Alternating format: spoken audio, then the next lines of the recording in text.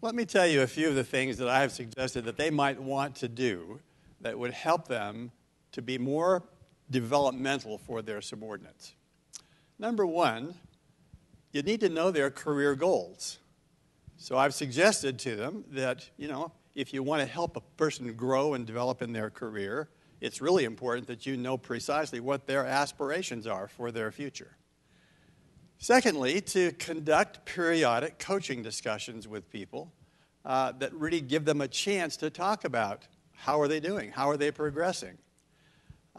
We know that many managers, maybe most managers, have periodic one-on-one discussions with people where they talk about how's their project doing, how's their work progressing. But what they don't do is to pause periodically and say, let's talk about your career. Do you feel like you're on the right trajectory? Are you progressing? Are you growing? Are you developing? The third thing that we've talked about is ensure that your subordinates have a personal plan of development. Now, it's really consistent that people say, well, yes, our company performance appraisal form has down at the very bottom a little square that says individual development plan. You can write maybe one or two sentences in that, and most of the time they're fairly perfunctory kinds of comments that are being made. Well, the third suggestion then is ensure that your subordinates have a rather well thought through, pretty comprehensive personal plan of development. And the fourth suggestion is hold people accountable to that with as much kind of vigor and seriousness as you give to any of their other performance objectives. Really hold them accountable for following through and doing something about this personal plan of development. I think it's also important to show interest in any developmental experiences that they're having. So if an employee is scheduled to go attend some training session, either externally or sponsored by the company, before they go, meet with them and talk about what do you expect them to get? Why are you sending them? What are your hopes for what they're going to learn? And then when they come back from having attended it, to talk with them about, so what did you learn? What can I be expecting to see different from how you might perform and behave on the job? How can I support that? How can I kind of reinforce what you're doing?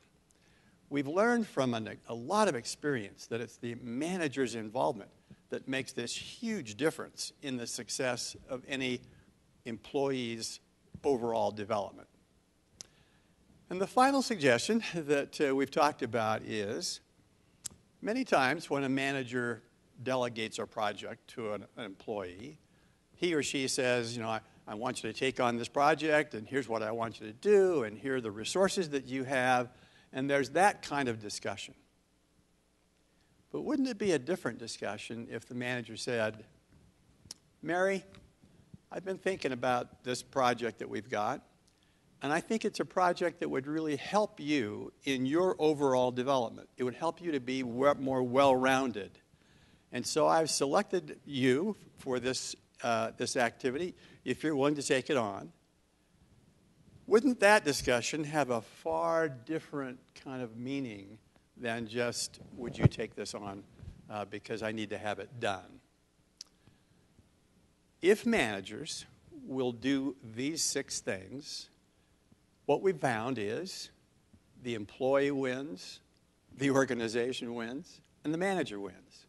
The employee is being developed. They feel like they're moving forward. They appreciate the organization's interest in their progress. The organization benefits by having an even more capable workforce.